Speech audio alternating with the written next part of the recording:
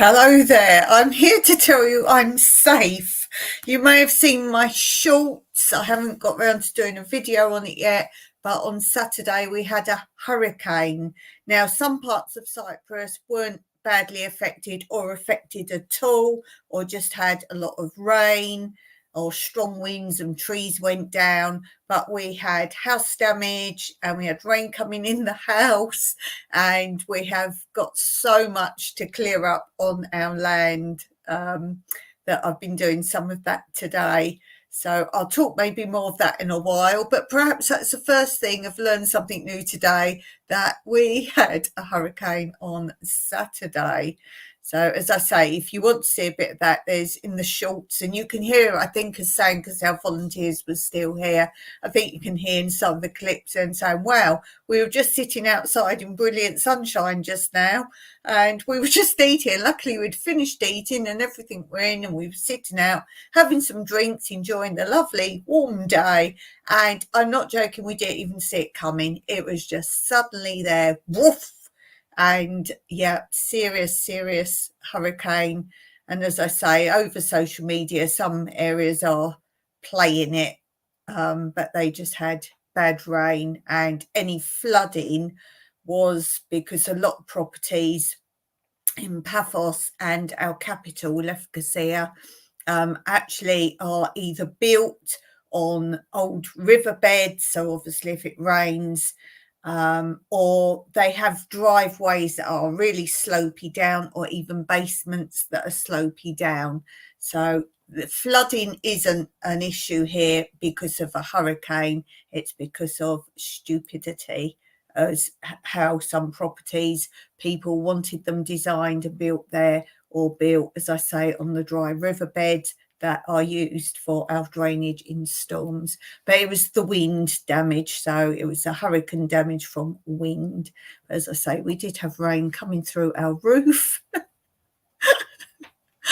You'll know from, if you're a long time viewer of ours, we do have issues. We need to rebuild a roof, but every time we get to a bit of stage in our lives where we can do a bit, or we've got mold in our bedroom, we've had mold in our bedroom for years, every time it's summer, we're okay, we're good. But then when we get the next rain the next year, the mold likes to multiply, and that's down to me to put it right. And every time we get a little bit of money together, Mike can do it himself, but every time we get a little bit of money together, as you know, something happens, such as our borehole stopped working, so we had no water for 2 months to our property, our land and our house, and our irrigation tank that was damaged, so we couldn't store any water. And now, obviously, as you know, Mike's just had the first of 4 surgeries, so it's more cost effective for us to stay over there for 1 or 2 nights in the area. And we've booked a Airbnb, or it's a hotel, but we booked it through a bookable site.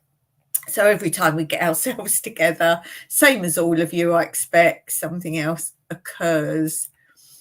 Let's see who we've got in the chat today. We have my great friend Steve and Tina Jewell, and they say good morning. We have Stitching It Up, Capturing Country Life. Hello to you. Thank you for being here.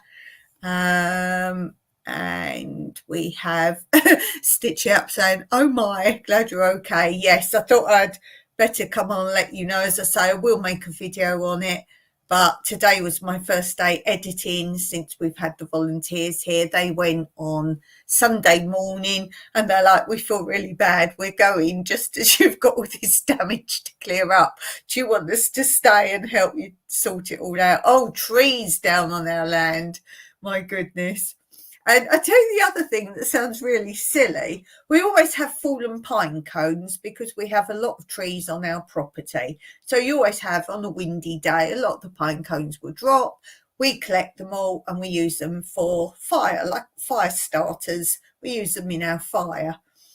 And I'm not joking, the amount of pine cones down, you cannot walk anywhere without standing on masses of pine cones, even if I'm in an area of my garden where there are no pine cones or pine trees. Oh, the thing that moved the most, we're still finding things. I think I filmed it, one of our sunbed covers, you know, the blue ones you have that you put on sunbeds, the sort of plasticky ones. And we couldn't find that for ages.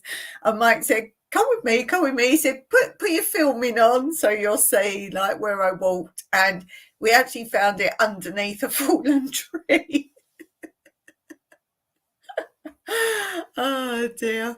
Glad you're okay. Yeah, we're okay. As I say, for us, it was minimal compared to what's been going on in the world right now. Yeah, Steve says not enough water or too much. It was when I filmed. It was the first bit when it just suddenly came. And I was being like pulled back from it. It literally just started, but I wanted to capture it. It's like, wow. And it looks like, do you remember the old TVs when your aerial wasn't right and the whole picture was like snowy, like really bad? That's exactly what it looked like. It was only rain, but so you'll think my film is pretty poor quality. It just looks exactly like that when you used to have old TV sets that you needed an aerial or else the whole screen, you could see the picture in the background, but it was all like snowy effect all over it. That's the start of my filming. And I think all the rest of the film I did, I was actually indoors filming through the window because it was just so strong. And I think you hear me say on one of it, I'm standing by the glass slidey patio doors and I wasn't touching it, but I could feel the force of that, like, ooh. So we don't have hurricanes. We have tornadoes occasionally, but not so destructive. They are mostly out to sea, and you can see that whole spiral effect. One did come in one time here, didn't hit our house, but you could literally see it going round the house. It wasn't like one of those enormous tall ones, and you could hear it. It's like silent where it isn't, and then you could really hear it picking up like leaves and debris. Woo, woo, woo. But you could just hear it was silent, which was quite amazing. And in case you don't know, we do have earthquakes here as well. And there was me moving to an area when we were choosing what country to live in. We decided to move to an area where you didn't have all these storm type things, but they're not all the time. Like, for example, Florida, you would know if you're going to live there, you're more than likely to experience one hurricane every year. You know that. So we chose not to go to a place like that. Two Does Bees and Gardens, hello to you. Thank you for being here. Murphy knows when to strike. Stitching it up, had rain yesterday and supposed to storm last night. Nothing happens, not even rain. And you know, I was saying the other day, it's still hot during the day here, evening and early in the morning. I'm talking 5, 6 o'clock in the morning. I mean, now it's what, 5:45 at night. I will put a sweatshirt on or something like that. It's not cold yet, but by the time I've finished on my live, it probably will be a bit, because I'm sitting, it's a bit nippy, as we say. So, yeah, so I was still saying how hot it is. And today's lovely. It's been a lovely day. I've been out trying to, if you remember on my hugelkultur areas, I made 2 big kind of cages out of netting and bamboo. And one was down, the other one was down and had moved to several other hugel beds in its down position. I've been picking up all stuff down there, so they've gone. And when I was doing that, I said to Mike, he's made, if you remember, little, not raised beds round them, but about that tall round them with pallet wood, just so it keeps all the hugelkultur stuff together. So we've done some of them, not all of them. So an edging, if you like. We'd made edgings. And I said to him, one of those I went to and I thought, what's happened here? One, the sides all caved in, but they're wired together. They're actually wired together. And so that's taken the full brunt of it to all the other ones. And then the next one has shifted 2 feet. The whole thing, the whole bed, and the soil inside it scooped it along. And when my volunteers were leaving, I said, you'll have to climb out the gate, the garden gate. And what you talk about, I said, well, the way that rain goes down our driveway, so it's not in our garden, it's outside, goes down there. It then goes, curves round and pushes any debris up against that gate. And it was about this tall. So they kind of have to step over the gate till we cleared that. Let me see, where are we in the chat? Where was I up to? Stephen Tina says, we had high winds and rainstorm for today. This is so out of character for us to even have rain this time of year. Two Doves, Bees and Gardens said, we have tornado weather today here in North Texas. Yeah, you get a lot of tornadoes in Texas. Stitching It Up says, I'm working chores, etc. I'm letting this play or miss other comments and chat. That's okay. Thank you for being here. You've been very supportive of my channel of late. And let me just say this.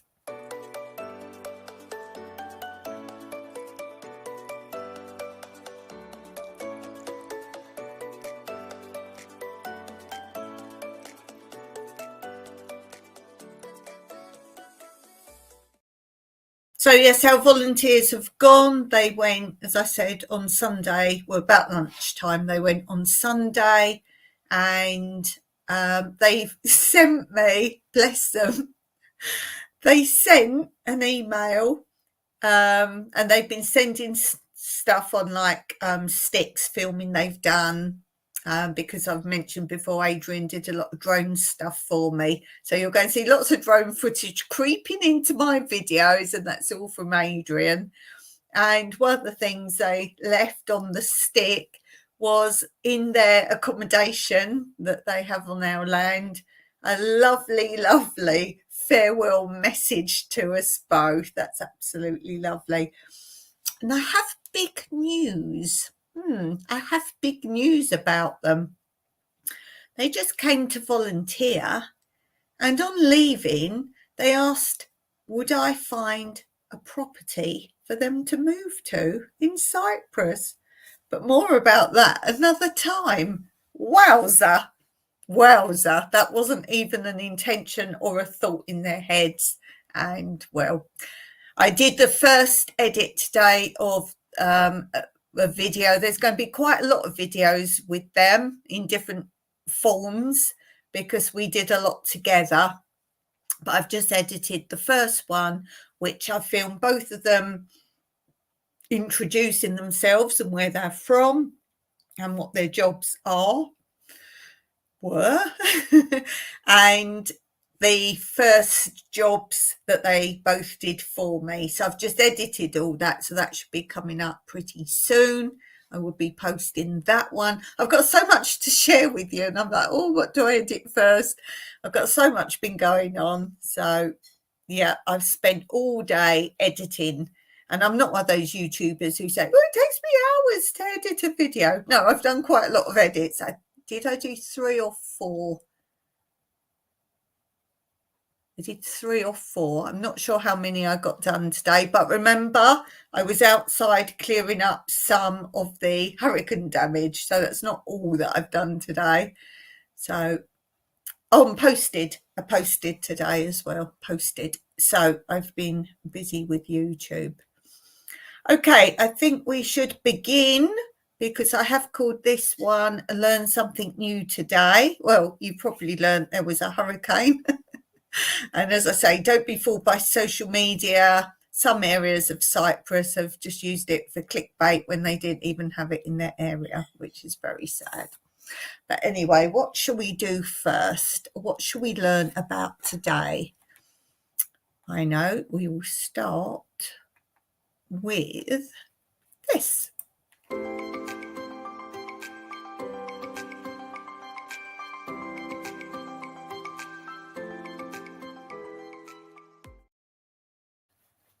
So, Nats, Hacks, Facts and Stats. I think today we will talk about cleaning because people say they like my cleaning hacks and tips. I do have some full videos on these type of things on my other channel, Tranquility Through Life's Natural Beauty. So if you're interested in that, there's a playlist of household hacks and tips. The first one today is to clean a grater, brush the wrong side with a toothbrush. Also, if you need to sharpen a grater, you can do it with sandpaper. So there's that. The next one is tea stains on plastic vacuum flask tops can easily be removed. Rub the affected area gently with salt, moistened with a few drops of vinegar. The next one is to clean a vacuum flask that hasn't been used for some time. Put 1 tablespoon, which is 20 ml of vinegar, and 1 level teaspoon, which is 5 grams of salt, into the flask and shake well. Rinse clean with water. Rinse clean with water, rinse with clean water, either. And the last one today is freshen a vacuum flask by placing 2 teaspoons, 10 grams of baking soda into the empty flask and top up with nearly boiling water. Leave overnight, empty and wash with soapy water, and then rinse with warm water. So that's my household hacks today, and hope something has helped you along the way. Okay, I'm just looking what to do next. I know, let's do this.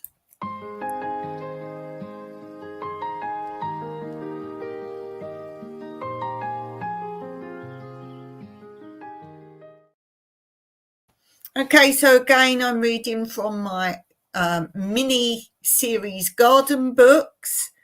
And this is for the 4th week of November, and I'm going a little bit further forward because some of you don't get to watch this back if you watch on the replay till a little bit later. So I thought I'd be a little bit more advanced in what to do in your garden.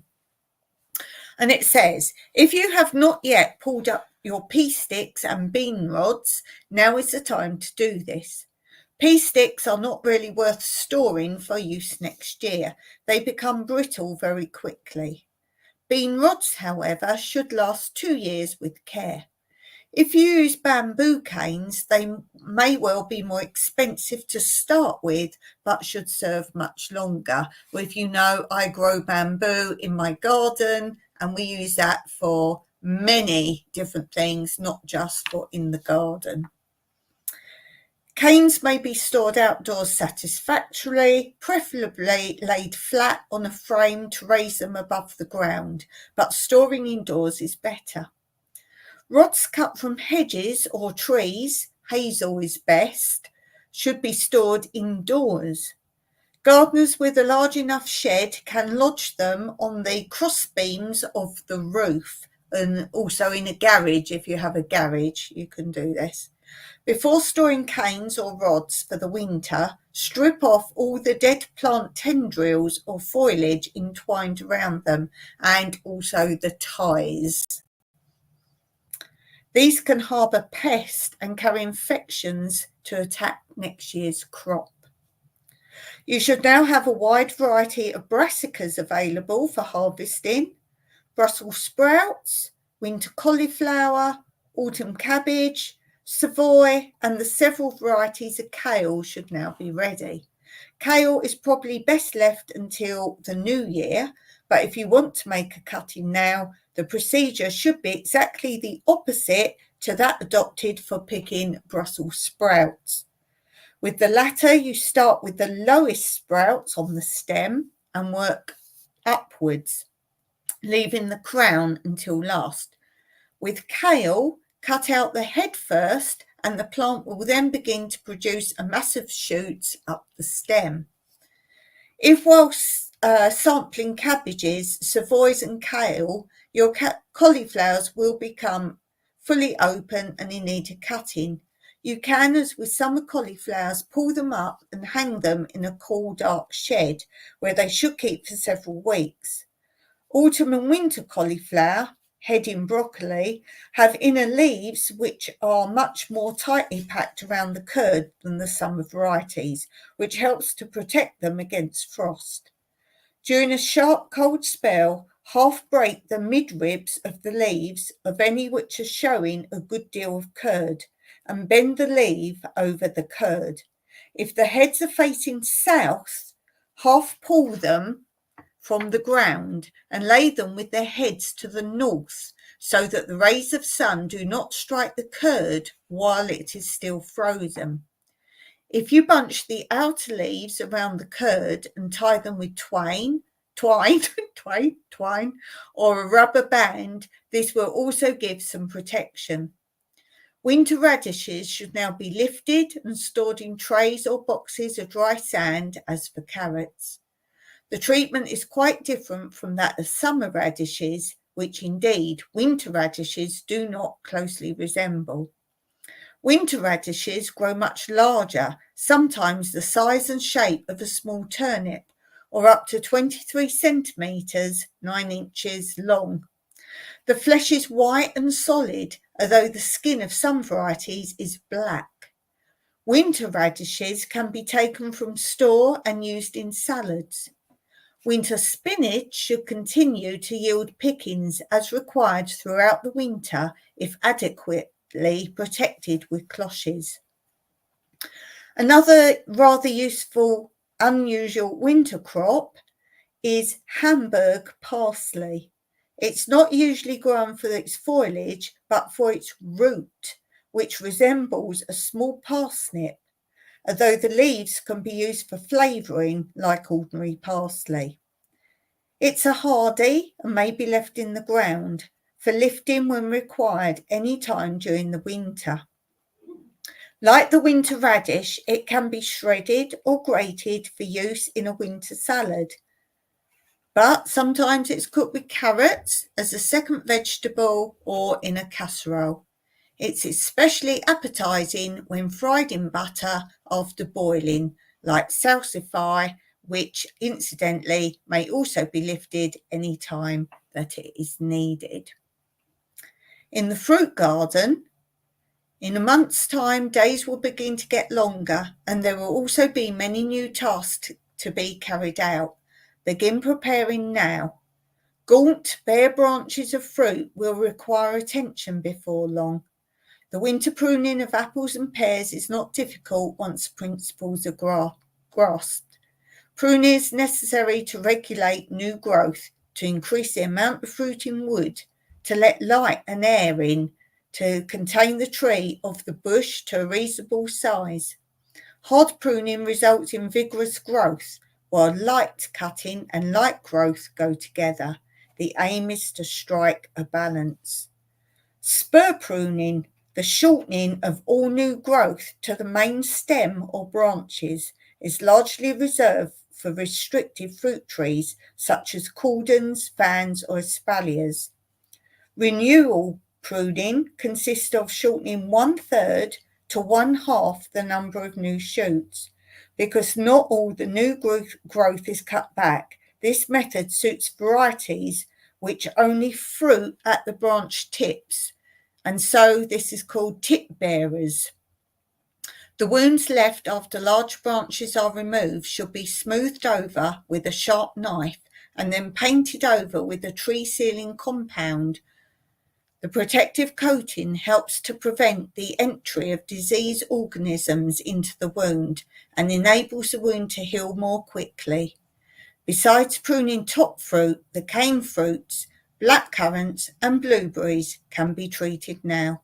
Blueberries are also an easy grown fruit given the right kind of acid, health type soil, and their pruning requirements are not great.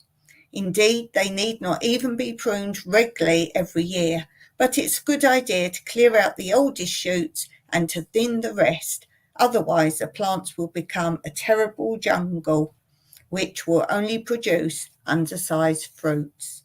And the last bit I'm going to read today is your greenhouse. November frosts are seldom prolonged. Countrymen reckon on 3 successive frosts and then rain. However, some frosts now may be quite severe, so consider which greenhouse crops, if any, may need extra warmth. One, if you're growing it, is indoor cucumber, an expensive crop to grow if it's to be adequately protected. Temperature at night should never drop below 16 degrees C, 60 degrees Fahrenheit, and during the day it should be higher. In really cold conditions, the expense may be prohibitive, but the use of clear polythene sheet to line the greenhouse walls and roof and act as an inner skin will help cut heat cost. Parsley will also benefit from a little gentle warmth if it's being grown in the greenhouse. Although it will not be killed by frost, it will cease to grow, and you may find you have used all the leaves and there are no new ones to replace them. A few of the young plants may be transferred to pots and grown on in your home. So I hope that was some help for you. Let's just read the comments. Let's see, where was I up to? Steve's put some links in there for your channels. Thank you for that, Steve. Stitching It Up says, I'm working chores. Oh, I read that one, didn't I? Yes, I read that one. Della's in. Hello, Della. Hello, Dawn and everyone. Have a good day. Hi, Della. Nice to see you. And I haven't actually done an official hello to any of you today. How rude of me. So let me do a hello to all of you that are currently in the chat.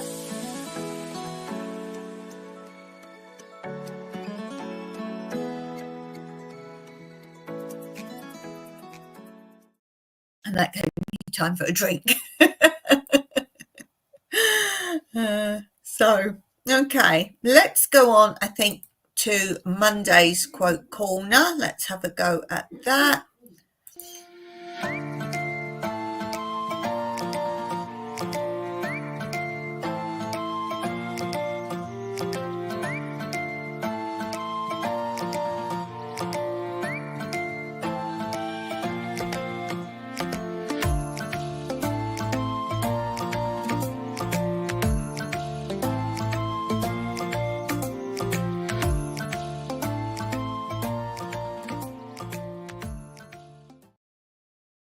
Yes, that really is good advice, that one. Keep it in your heart, that saying. Sometimes you just want to go, just let it go.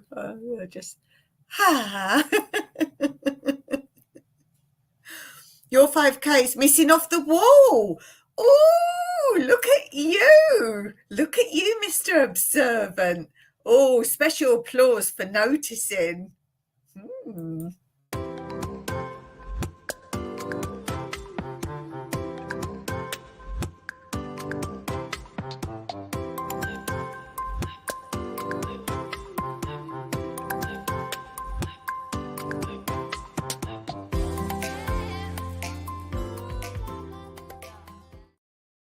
Might that be because I'm nearly at the 6K, Steve?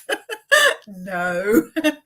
I wanted to hang something else up there, but with all this storm damage, I've been too busy. I've got to make it, but I've got an idea, something else I want to put up there. I was going to keep changing things, but I want something a bit more permanent up there.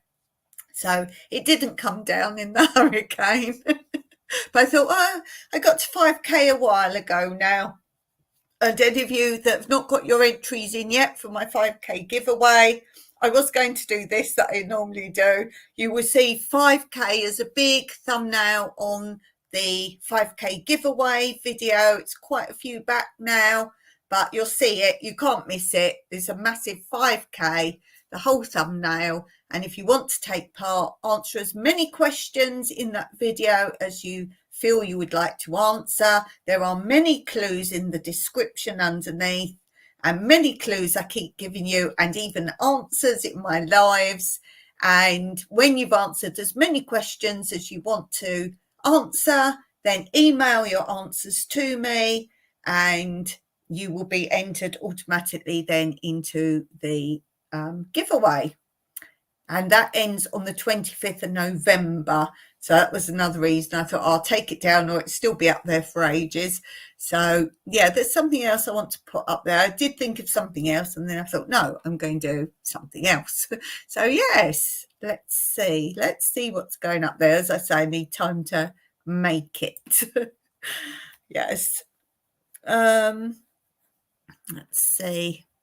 Cheers to 6K. Wait to see the 6K. Steve and Tina couldn't find your live yesterday. Yes, Steve, you need to explain what this duck race is. Any of you who don't know, you will see a live on Steve's channel, a duck race. Now, whether Steve wants to explain it here or whether he wants you just to go on his channel and take a look at that, go and have a look at that, guys. Go on to Steve and Tina Jules' channel.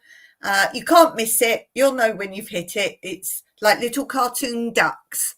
Go and have a look at that video. I found it very interesting. I didn't leave a comment, actually, Steve, because I was due to come on here. So, yes. Yes, Stitch It Up has lots of birds here today. Oh, that's lovely. Yeah, waiting 6K, cheers 6K. And there was me last night. I'm getting so cocky now. A channel we were watching got their silver plaque, I think it was, from YouTube. I went, oh, I'd like to get my first one of those. He went, really, Dawn? Really? How much is it now? How many do you have to get the first plaque? I know they changed it. Years ago, you only needed about, I can't remember how many, but it was much less. So when you see channels with like loads of them, they probably were old channels where they used to get them much lower. But wouldn't it be cool if I got one? That could go, oh no, it can't go on the wall there because that's not a real wall. Well, it is, but it's like, listen, it's not I can't hang anything on that wall. Yes, so that would have been nice there, wouldn't it? Or 1, 2, 3 plaques. I'm so cocky now. Steve says we had a break. Thanks for checking. Yes, Stitching It Up. And I commented, I think, on yours. I just missed it by a few hours. I was like,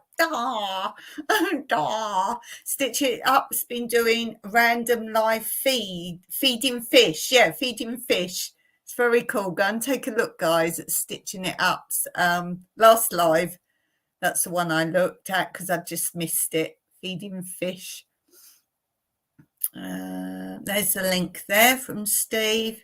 Oh, Stitch It Up. I'm cheering you on to 6K. Nothing is impossible. I mean, all you guys with channels, you must all remember when you put your first video up, and there was none of these help, how to do this, how to do that. There was none of that stuff. You just got on with it. I guarantee you all sitting there, keep clicking on it to see if someone actually viewed your very first view. Like, yay! Or did they click on that by mistake? Then you get to 100, you're like, why was I worried about a first view? And then, yeah, I'd say easier because obviously people are sharing your channel as you get bigger as well. So the more people you got watching, the more likely you got of people sharing those videos out. So it does get easy. If you're a new channel or you're even thinking about starting a channel, do it. If it gives you pleasure, don't do it to try and get viewers, but you will get pleasure if they do. As I say, if only one person comments after a video, that was really helpful, or I really enjoyed that, it was worth making it just for even one person. So do it. Do it. And don't try and do, oh, this is how others do it, or this is what others are doing about. I try to be a little bit more individual. Oh, you got another video coming up from me of salvage going to the dump. Oh, it's a cool find. Well, several cool finds. Duck race, yes. It's a fun and funny time to join and shout out your channel. Yes, that's a good roundup of it. Stitch It Up says, I've seen duck race, but I don't understand how it works. You basically go in the chat. Duck race, yes. Stitch Up says, I'm reaching 400, started channel in June. I'm pretty sure I did go on and subscribe from my second channel, didn't I, Stitching Up? I seem to recall I did do that because you'd watched some on my other channel. So that one then comes and subscribes to your channel. And if I'm not busy, if I watch someone's channel that I've subscribed to with my other channels to your channel, if I'm not busy or I've got lots of people I've got to catch up with, then I will go back to that other channel. Even though I've watched it under one channel, I'll go to my other channel and then you can hit a second thumbs up. So I don't comment again with the second channel, barely ever, but you will often get a second thumbs up. Two Doves, Bees and Gardens. The hardest part for us is to get engagement on our videos or lives. Oh, bless you. Oh, guys, all go and make sure you've watched something of Two Doves, Bees and Gardens. They are awesome. I've commented before that John and Sarah, just as soon as you click on, if you're having a rough day, I always go to their channel. That's one of my, if I'm having a bad day, channel, because they are just so smiley and, oh, they're so lovely. They just, oh, that's how they make me feel. There's a few channels I will jump on specifically if I've had a bad day. And to see John and Sarah, they're so cute together. They're really sweet. And Sarah's so smiley. And so, yeah, people probably just haven't found your channel. That's all I can say. Oh, bless. Yes. Yes, Stitch It Up saying I've reached 400, started channel in June. Well, that's pretty good. That's pretty good. I think that's the way I built my channel up to start with, was I would go on lots of other people's channels. I would go on other people's channels and people get to know you through you keep commenting, or particularly in chats, if you can get on people's lives and chat a bit there, people get to know you through that, and then they just automatically click on your channel and see what it's about. And if people subscribe to my channel, I'll always click straight on their channel and see what they do. So that's a good way as well. So put yourself out there if, you know, that's something. Yeah, click on someone else and comment on channels. I'm sure we all do that, but mostly I do comment when I watch something, occasionally not, but mostly I do. Well, what we should do, guys, one day when I do a live, if any of you want to come up on my live, that's actually a good way to share your channel.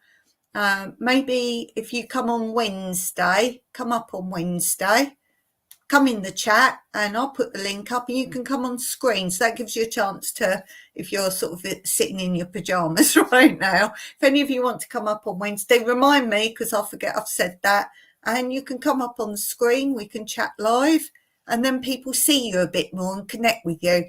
I think some channels don't get views because they don't show their face, as in they're just filming. You can't connect with people if you don't see them. Yeah, so go and check out everyone, Two Doves, Bees and Gardens. They really are sweet. Stitching Up, yes, I did. Stitch Out Dreamland is my other one. See, I didn't know that. Dreamland. Let me write it down. Stick a link up, Steve, if you haven't already. Tell us what Dreamland is about, Stitching It Up. I write down Dreamland. Tell us what that channel's about. This is why I find it's quite important. I just write Dreamland. I'll be like, what on earth is that about? Let me magnet it up there. Was I saying something? This is what I do. For me, it's all about, if you take the time to come on my channel, particularly live, I encourage you to get people to come to your channel. So talk about your channel here. I know a lot of channels don't like that. I know a lot of channels you can't talk about your channel, but you can. You can indeed. Two Dove says, we have one video that has given us half of our subscribers. Cool. And all of our watch hours for monetization. Is that going to be a B video? Will it be a B video? I'm going to guess it's a B video. Tell me what it is. Put your link up. Put your link up. Stitch It Up says, yes, I do that with my channels. Cool. Steve says, the first 1,000 are the hardest. It seems to take forever to get. Yes, indeed. Oh, thank you, Dawn, says Two Doves, Bees and Gardens. Anytime you come on here, tell us what your latest video is about or what's coming up. This is your platform. Your platform. Steve saying, we're having a fun race to 6K with Dawn. Yes, we are. Let's just say Steve was at 5K first. Stitch It Up as sub Two Doves. There you go. I think, although I don't have a lot of people on my live chat, because Cyprus is an odd time, as you know, I do have a lot of watch later for my lives. So this is also why I keep reading your channel names out, because some people say they don't get the chat up later on. So every time you put a comment here, I'm saying your channel name. So I appreciate that as well. The fact that if people can't see the chat, they keep hearing your channel name. So yeah, do come on and say. And as I say, because I get a lot of watch later, because my channel is a little bit diverse, some people think it's a channel about gardening. It's partially that, but it's much more beside. So I get views from all different places. I get a lot of views because it's all frugal. Hugelculture, I get a lot of views for that. Relocating to another country and how you live, living off grid. So I get different people come in, whereas some people, let's say, for example, a homestead, mostly they're only going to get people interested in homesteading. So you've got a circle then, and it's hard to get any extra people coming in from that whole community, whereas I get people from all sorts of places coming. Dawn's in the lead, says Steve. I do like it when it gives me updates. Two Doves subbed you. Oh, that's sweet. Dawn's in the lead. Am I indeed? Stitch It Up, I'm a faceless channel. Now I think I have seen you. Where did I see you? Because I thought, oh, that's what you look like. I have seen you. Where have I seen you? Did you go on someone's channel? Or is it a show? I have seen you. I've seen your face. I have seen you. It's ASMR for relaxation. Cool. Look at, see, you also guys need to go live, get moderators in, and they will throw links left, right, and centre like Steve does for me. Steve is an awesome moderator. I moderate, I think it's about 20 channels I do moderation for. So if you ever want a moderator, just tell me when you're actually going live. Don't email me just before a live, because I'm probably not on my computer. Tell me a day ahead. That's best. Oh, Two Doves, Bees and Gardens. Stitch Up says, I'm doing a collab again, Thursday at 11 a.m. Texas time. Oh, when is that? We do trivia and encourage hydration. Let me get my times. I do have a what do you call it? Time difference. Let me see. Hold on. What's Texas time? What's that? What's that? As in Central and all that stuff. Hold on, Texas. Well, that's got to be. You're down the bottom. You're over the east, bottom east. Would that be EST then? Is that what EST is? Eastern? Would you be under EST? If you're EST, where's my conversion? I forgot what time I'm on. Sure, I've got my conversion. Oh, here we go. EST. I'm 7 hours ahead of EST.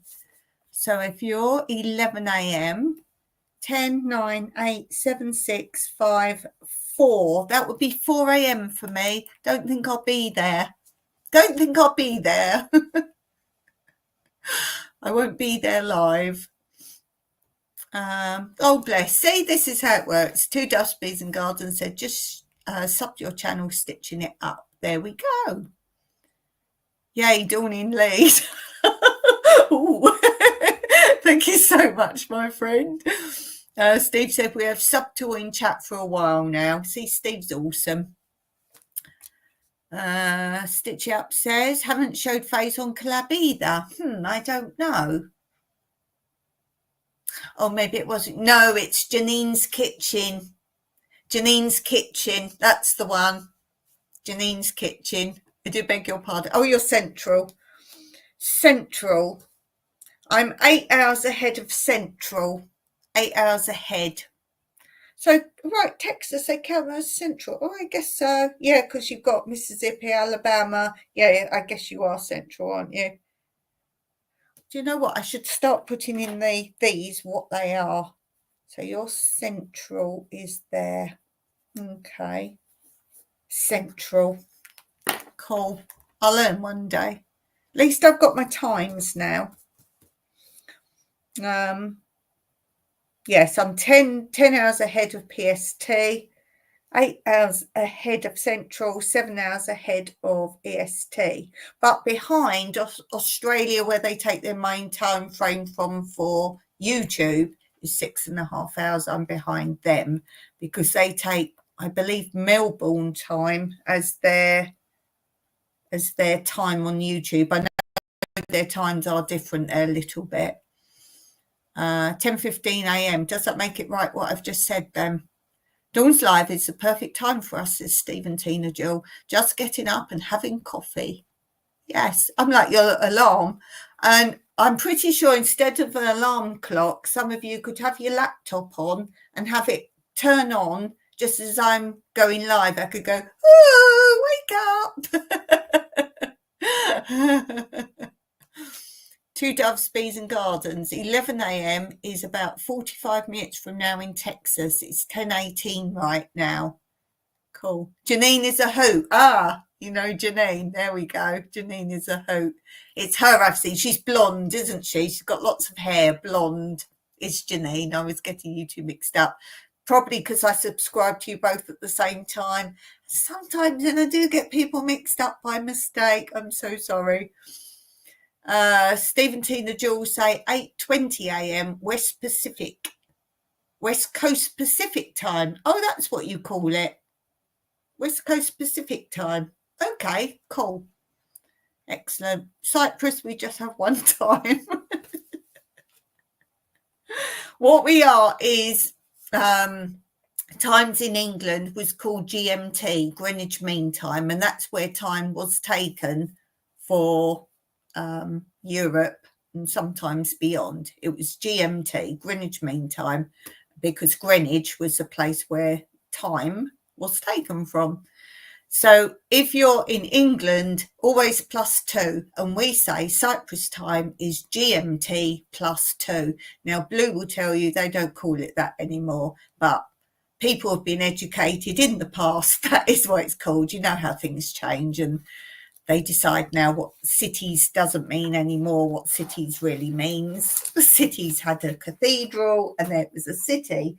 No cathedral, no name of city. So many things have changed.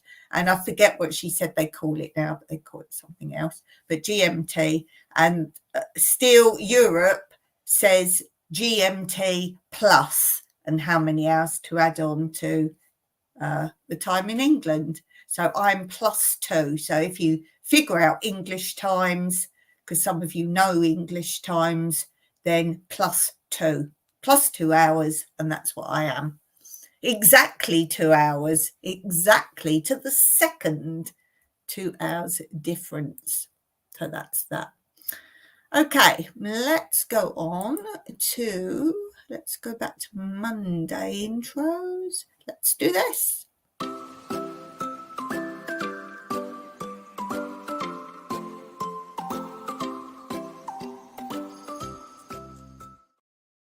Okay, so we're still on the bird book, but we first look at the actual birds now, but there's still some good information. So learn something new today. Let's learn more about birds. And this chapter is called The Daily Round. You will usually notice birds when they are busy, visiting the bird table, singing from a treetop, gathering food for their nestlings, or flying overhead to distant feeding grounds and back to their roost. The impression is that every moment is run to a tight schedule. Do not overlook the time that birds sometimes spend doing nothing in particular. For part of the year, they may have time to waste. During a normal day, a bird has two main activities. It has to feed, which it does in bouts through the day, and it has to maintain its feathers in good condition by preening and bathing. I notice that birds visiting bird tables are in no hurry to start feeding in the morning. As it becomes light enough to see, birds gather in the trees nearby, but they do not begin to feed until it is fully light. Some birds start earlier than others. Robins are early risers, while pigeons are late. That doesn't surprise me. Do pigeons seem like quite lazy birds to you? Are you a pigeon or are you a robin? There is the same staggering of shifts in the evening. Gulls and starlings leave early to return to their roost, while robins are usually the last to disappear. My goodness, robins are really active then. First and last back. House sparrows extend their working day by catching moths attracted to street lamps. A bird loses its free time twice in a year. It has to spend more of the day feeding in winter, both because food is in short supply and because extra rations are needed to keep warm. Small birds may have to spend most, if not all, of their daylight hours looking for food, and the bird table becomes full of activity. In summer, birds are again busy because they have families to rear. Food is now plentiful, but not only do the birds have to feed broods of nestlings, they also have to find additional food to sustain themselves on the day-long chore of journeying to and from the nest. Just read the chat.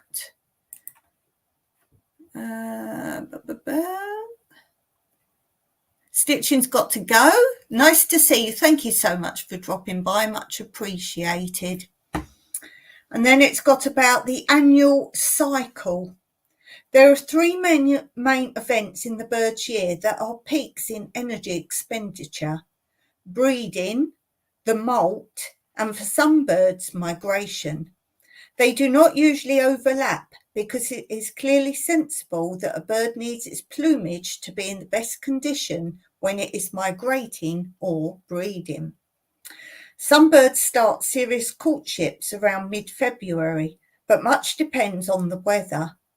Mild winters lead to an early courtship and sometimes even egg-laying, but a cold spell will set up the programme, will set it back, and couples split up again. Although egg-laying variety varies by a few weeks from year to year, a bird's calendar is ultimately organised around gathering food for its young. Egg-laying is timed so the nestlings grow up when their diet is most plentiful. Tits and robins have young when there are masses of caterpillars. Spotted flycatchers nest nearly 2 months later because they need swarms of flying insects that appear in midsummer. The tawny owl nests early because it's easier to hunt mice and voles before the grasses grow up and hide them, whereas the sparrow hawk nests later, so its offspring are in the nest when there are plenty of young tits and robins about. After nesting, there is a period when birdsong dies down and when birds become less visible. This is the molting period, when the birds replace warm feathers. The new suit of feathers makes certain that the birds are in peak condition for winter survival or their long migration flights. Migrant birds are not forced to leave because they cannot find enough food. Preparations for migration start when food is still fairly abundant and reserves of fat can be built up. Departure in autumn is leisurely and will be delayed if the weather holds fine. But in spring, the birds are in a hurry to return and start nesting. So I hope you enjoyed that. A little bit more info about birds. I didn't know about the robin, that he's the first one up and the last one to bed. So that was really interesting. I didn't know about that at all. Okay, I think we need some fun now. So let's go on to our joke.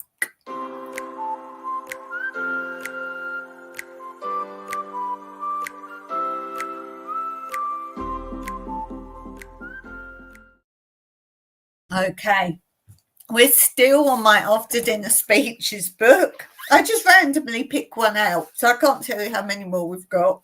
And some of them are a bit too old-fashioned that we wouldn't even know what they were talking about. Anyway, this one is funny. I like this one. With all the to-do over the time of the Common Market, one of my fellow directors felt he ought to learn French and took one of those crash courses for this purpose. He was naturally anxious to try out his newly acquired language. So, at my livery dinner, I sat him next to a French diplomat.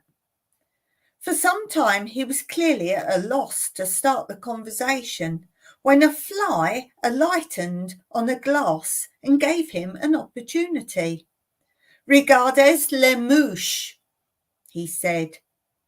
The French diplomat, who could speak perfect English, replied, "La mouche, the fly, is feminine." My colleague was most impressed and turned to his companion on the other side and said, "Goodness, don't these foreigners have remarkable eyesight?" The fly was female. The word is feminine. Very good. I thought that was really good. That is so good. He was probably just waiting for a time when he knew some words he could say. Oh, that was so funny. Close your mouth. Close your mouth. Steve liked that one. That was pretty funny. That was good. Okay. Just a little catch up. So our volunteers have now left, and as I say, they're definitely coming back, and they are wanting us to look for properties for them, not right away. You'll hear the story. I've got more to share with you, places we've been with them, things we did together. There's going to be a lot more videos after you see the initial one of when they first arrived. I got them to introduce themselves, and then you see the first things they did here, but much more besides. So got a lot coming up there. And don't forget to check out my other channel as well, Tranquility Through Life's Natural Beauty. And you'll see some different content on that channel as well. So don't forget to also check out my community post pages, because I've put up some info there and some funny ones on this channel as well. So I'm going to finish for today. Thank you so much for being here. I really appreciate you all. I really do. And thank you, Steve, for being a great moderator today, as always. And thank you to those of you watching back later and those who managed to come on live. And most of all, thank you to everyone who comments on my channel. I love, love, love reading your comments. I really do. So, yes. So check out everyone's channel that I've mentioned in the chat today. And I hope you all have a brilliant week. Steve says, thanks, Dawn. Two Doves, Bees and Gardens says, nice to catch up. Talk to you later. Stay safe. Yes, I'm going to go and clear up our hurricane damage tomorrow and do some more editing. I need to get so much editing done. I showed you one live recently, got a whole whiteboard full of things I've filmed and need to edit. So I will be cracking on with my editing. So I will see you again here on Wednesday. Until then, as always, Meraki.